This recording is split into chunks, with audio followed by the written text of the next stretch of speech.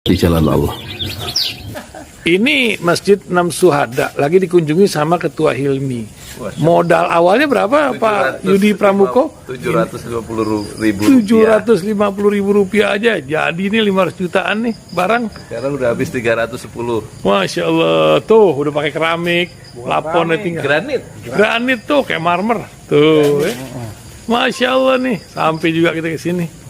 Masjid Enam Syuhada, ngapa namanya Masjid Enam Syuhada, Ya, Pak Yudi? kita mau mendokumentasikan perjuangan dakwah nama anak muda pengawal Habib Rizik Syihab itu. Masya Allah. Yang dibunuh sama orang jahat di kilometer 50. Kilometer 50 ya. Itu kan simbol memperjuangkan dakwah itu kita harus memberikan segalanya untuk Islam kan ya, untuk Masya dakwah Islam. Allah. Dan nama anak muda itulah yang sudah memberikan segalanya untuk Islam. Masya Allah. Apa nanti nama pemuda itu ada juga di sini mungkin diterapkan? Mungkin namanya 6 syuhada. 6 syuhada itu, Iya, 6 syuhada dipasang di sini, 6 syuhada.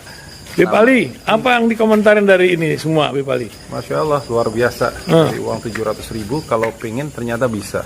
Bisa. Allah kirim. Tuh, bisa. Ya, dengan masuk satu gang kecil, tapi Bapak ini luar biasa. Kecil tuh. Oh, Masya Allah ya. Satu call aja.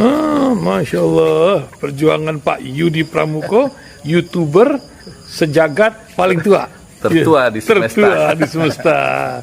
Masya Allah. Tukang donat. Tukang donat. Tukang donat dari Paru. Ini saya laporkan dari lapangan ini, langsung dari Masjid Enam Syuhada. Masya Allah. Dan ini dia. Dalam lihat ah. Tuh lihat tuh masjidnya, tuh imamnya di situ tuh. Malam-malam lagi kita. Masya Allah. Masih kurang nih. Atapnya katanya transfer aja dari rekeningnya di bawah terlihat. Assalamualaikum warahmatullahi wabarakatuh. Alhamdulillah wassalatu wassalamu ala rasulillah. Saya Yudi Pramuko, tukang donat dari Parung, YouTuber tertua di semesta. Ini ada beberapa pertanyaan yang mengkritik saya dan saya terima ya. Katanya saya harus hati-hati dalam membuat konten. Kapasitas kamu itu sebagai apa? Kata mereka yang mengkritik. Jadi kapasitas saya itu sebagai apa? Ya jawabnya susah ya, karena saya nggak punya kapasitas dalam level yang cukup ya. Saya ahli hukum tata negara bukan, ahli ilmu bukan, ahli Quran bukan, ahli donat ya sebenarnya bukan. Orang saya sekarang nggak jualan donat lagi, itu. Saya bukan ahli apa-apa ya, kecuali saya ahli kubur. Jadi jadi gini loh, kenapa saya bikin konten YouTube itu? Ya untuk memotivasi orang, karena kata Al-Ghazali, kebanyakan manusia itu, ini kata Imam Al-Ghazali, ulama besar ya, abad ke-11, lahir tahun 1058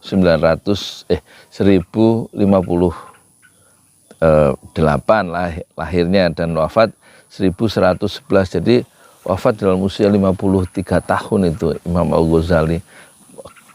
Karya yang terbesar tentu kitab yang 4 jilid dalam bahasa Arab, Ihya Ulumuddin itu ya.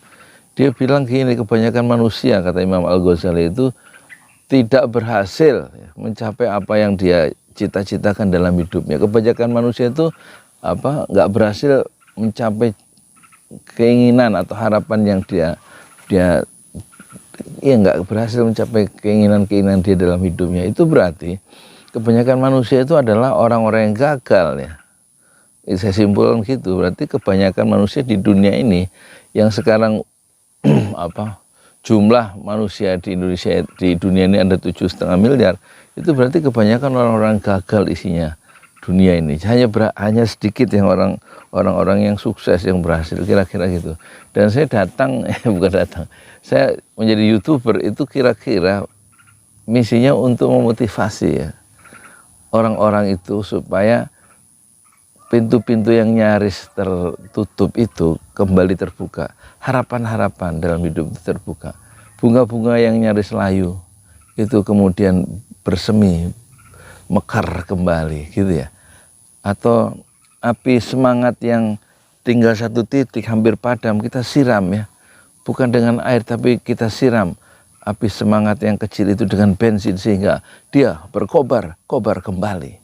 Gitu maksudnya, saya jadi YouTuber itu untuk memotivasi orang lain.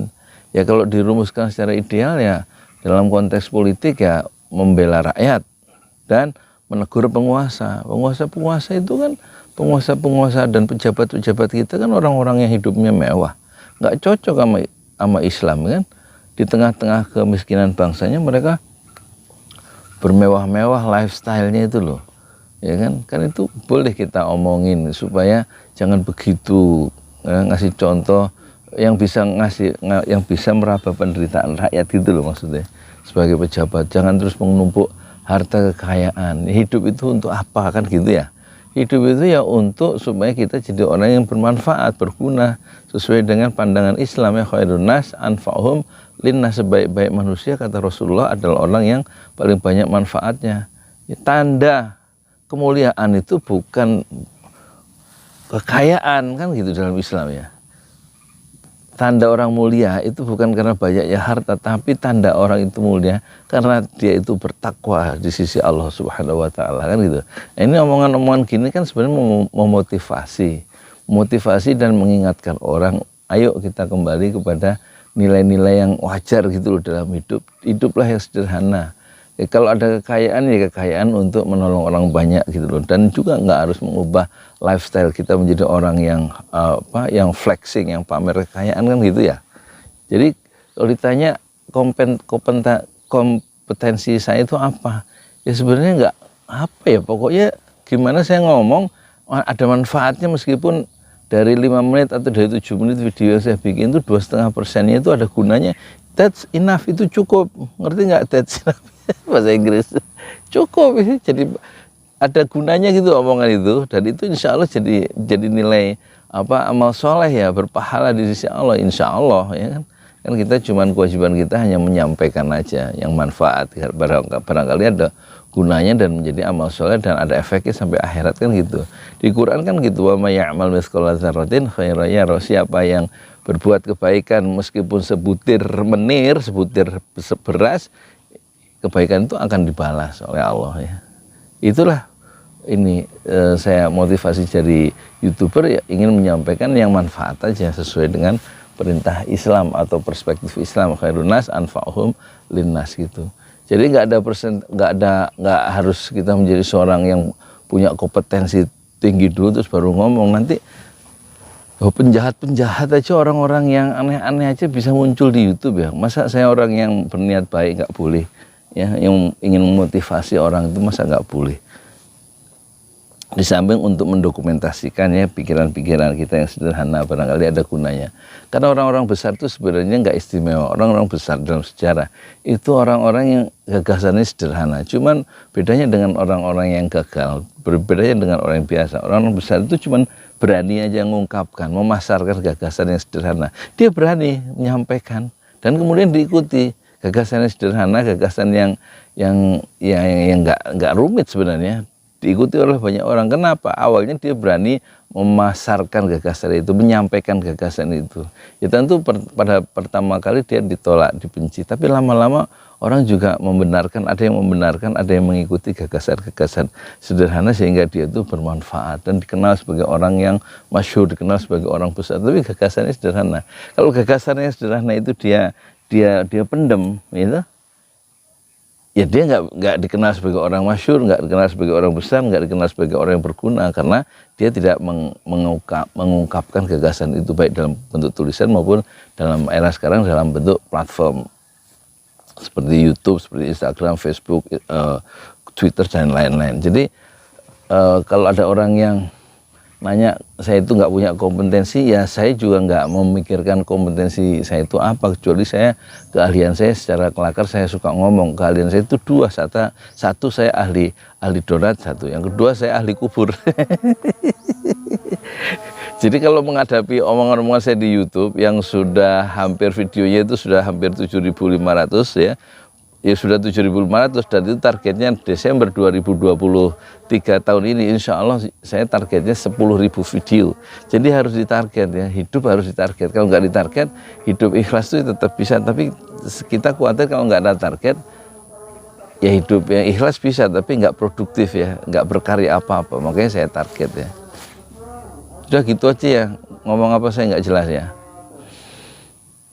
Jadi target, misalnya saya targetnya dalam hidup itu pengen bikin masjid 2. Sekarang alhamdulillah mau diresmikan 1, meskipun baru 1 lantai, lantai 2 lantai. Nah yang masjid kedua nanti di atas tanah wakaf 403 meter itu saya bikin 5 lantai ya, untuk pesantren sekaligus masjid putri ya, termasuk sekolah, dan paling atasnya kolam renang. Kan boleh ngimpi.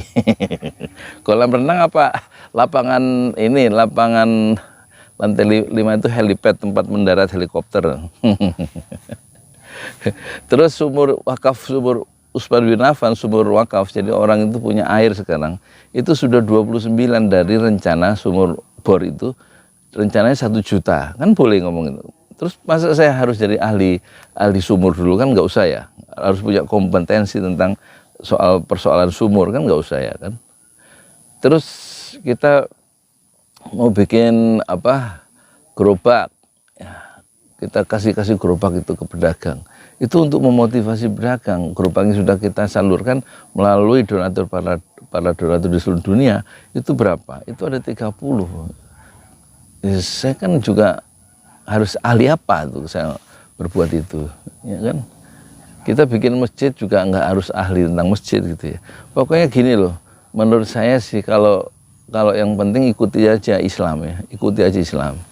Kalau saya ngaji itu juga bukan saya ahli Quran, banyak salah ngaji, tapi saya dokumentasikan kekeliruan itu, jadi saya tahu setelah dibandingkan dengan imam-imam masjid, imam-imam atau ahli Quran ya. Setelah kita cek, oh iya salah, tapi tahunya salah setelah saya dokumentasikan, saya ucapkan Quran itu ya di YouTube kan, maksudnya jadi saya bisa setel ulang. Bukan berarti terus saya karena nggak ahli Quran terus jadi nggak boleh jadi YouTuber atau nggak boleh rekaman tentang Quran gitu kan. Sebagaimana saya membacakan hadis-hadis dalam Riyadhus Shalihin, kan saya nggak punya sanad keilmuan, saya sudah bilang saya nggak pernah belajar itu, tapi kita sampaikan dengan alasan balighu anni walau ayah, sampaikan 1 ayat kata Rasulullah dariku ya, sih kita sampaikan tuh hadis-hadis itu, sehingga orang tahu isi hadis itu daripada terpendam dalam kitab Riyadhus Shalihin atau kitab-kitab hadis yang lain. Kita kemukakan, dan saya juga nggak menafsirkan terlalu jauh karena saya hanya membacakan saja, membacakan syarah atau penjelasan yang sudah ditulis oleh ahlinya. Jadi apa nggak boleh? Nah kalau semua harus dituntut kita harus ahli dulu, ya kita nggak pernah ahli apa-apa ya itu. Yang penting ikutin aja Rasulullah ya. Jadilah manusia manfaat, yaitu jadilah manusia yang terbaik, yaitu yang paling banyak manfaatnya terhadap orang lain. Ya sekarang jadilah YouTuber, nggak harus terus jadi ahli, terus jadi seperti siapa YouTuber yang sukses, nggak usah. Jadi YouTuber ala kita sendiri aja, jadilah orang biasa, nggak usah jadi orang pintar kan gitu ya.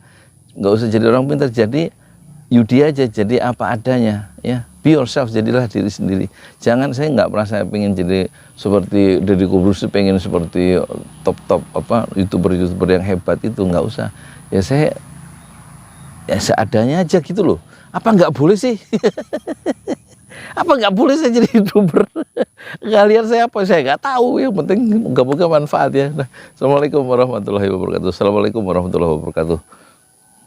Fasbir sabrun jamila, bersabarlah dengan kesabaran yang indah. Loh kan lumayan kan nyampaikan 1 ayat surat Al-Ma'arij, fasbir sabrun jamila. Kan setiap akhir video saya akhiri dengan itu ya.